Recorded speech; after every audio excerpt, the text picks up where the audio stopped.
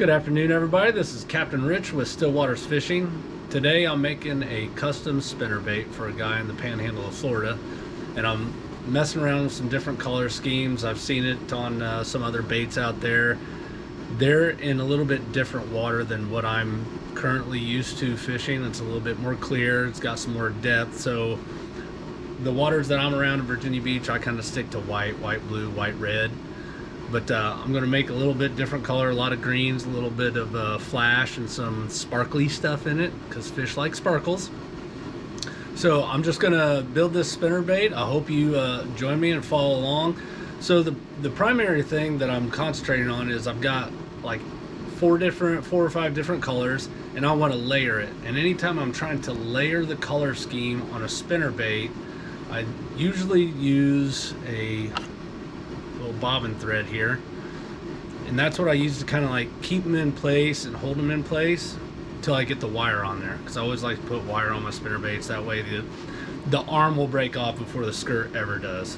I do that with my jigs and everything else.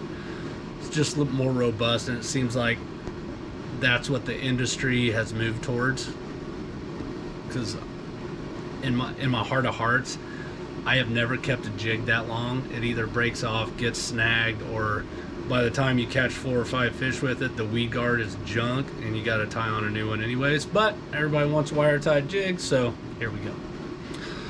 All right, so the first thing I do, you see the spinnerbait here, it's in the vise. I'll take my little bobbin. I'm just going to put a base layer down on that guy. Just give the skirts a little cushion to lay in. So 2 or 3 wraps in the front, and then I start wrapping towards the bitter end of this thread, and I'm wrapping back on itself, and that'll lock it on there. And I just try to make sure that I follow each thread all the way down. And when I get towards the collar, it kind of shrinks back down, so it takes a couple more threads to stay even with everything else. So when I get real close to that, I put a couple extra wraps just so it's even. I leave that hang. Take my little scissors here, clip off that end, discard that piece. So when I'm layering these, if I'm going to go through the process of layering them, I always try to go dark towards the top, light towards the bottom, because whenever you see bait fish or bass or anything else, they're dark on top, light on bottom. If I'm going to try to mimic a bait fish or a forage species, whatever it is, I try to stick to that, match the hatch, so to speak. So I'll reach over here, and I'll grab my darkest color. It's like a little green pumpkin. Kind of comb that guy out, because I hate it when strands stick together. It's just a pet peeve of mine when I'm doing baits. I run my tab in towards the hook. I try to land that so it is right at the base of the hook, so you don't have to trim that end. And I leave the front end long so that the long end flows over. So if you go to pump it, if you're pumping that spinnerbait, the skirt will flare a little bit and hopefully trigger a bite on days that they're not exactly feeding aggressively. So I just kind of get that into place there, and I'll lay that skirt right in between my fingers. I'm going to go 2 wraps loose, just 2 loose wraps. Let that bobbin hang, and I come back up here, split this in half, and pull that around so it starts the divide. And kind of keep that, and then since it's going to be on the top, I push those all the way to the top. And there is a lot of manipulation with these skirts that goes on when you're trying to do it. If it was just all white, I would just throw it on there, wrap it, pull it, because it's all white, and I'm not trying to go for a layered effect. I'm just mimicking the shad that are on my lakes. So pinch that down there, and then the next darkest color, more of like a watermelon. You can see some of those strands are stuck together. So comb those out right quick, like in a hurry.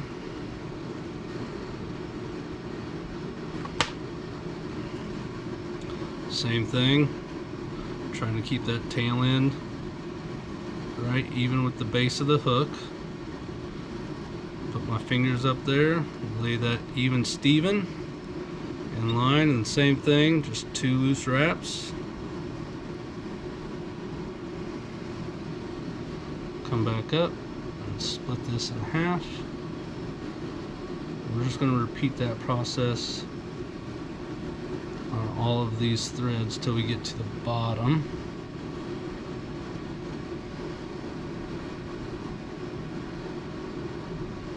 Just like so.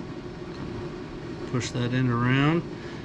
Whenever you're wire tying jigs or spinner baits or anything, as you pull, so I pull from the top to the bottom, and that's where my little tail of wire goes. When you do that, when you pull, it wants to pull the strands off the top, so you get this like little gap.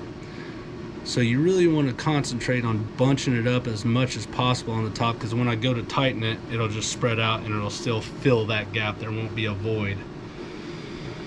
Alright, so those 2. Moving on to the next. This is like a green pumpkin with like a little gold flake and some black specks on it. And anytime you have like a frosting or like a lot of flake in it, you really want to take some time and comb that out, because those flakes will actually make the strands stick together. And when I say it's a pet peeve, I mean drives me batty.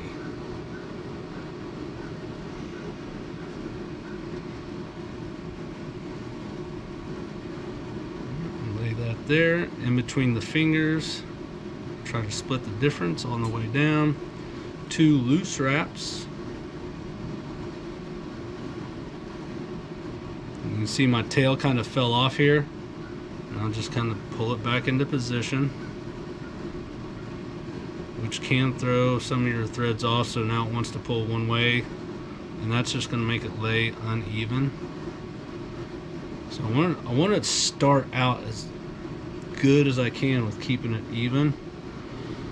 And we've already got, it's a little off balance, so I don't like that. So I'm going to find the center of this strand that I got left. I'm going to separate them. This is actually good for you guys to see, because it doesn't always pan out easy peasy. And then it breaks. Which, as I said before, it's good for you to see, because it's not always, it doesn't always just fall into place for you. The intricacies of custom lures can be a bit monotonous, and at other times it's just straight diabolical, the stuff that'll happen to you. And if you've watched any of these videos, you know how I feel about doing anything. You really have to do it 100,000 times. I don't even know how many lures I've made in the last 7 years. Plenty. So my lessons, your gain. Hopefully this shortens the learning curve if you do make your own lures. Alright, so those are my dark colors. I really want to push that down a little bit more. And that's why I only put 2 wraps on there, because right now you can still manipulate it. So once you put tension on it, it gets really difficult, exponentially more difficult. Alright, so now we're going to start moving into the lighter colors. So I got like a little green scale with some flake on it. There, give that a real quick comb out.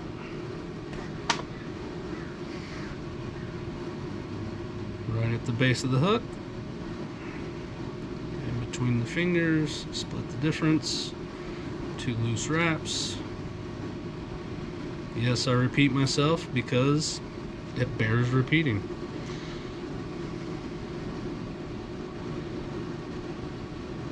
Find the halfway mark. Split those. Yep, this one is going to be super difficult. Those flakes tend to grab a little bit more than straight normal colors. That one's going to break again. So now we're starting to come down onto the side, so you don't have as much room to push it down, but again, we're going for that layered effect. So I'm just going to push that to the side. I hope you guys can see that. Move the camera just a hair. Alright. Then we got a little shad color, which is black and silver, and it's got some flake in it too.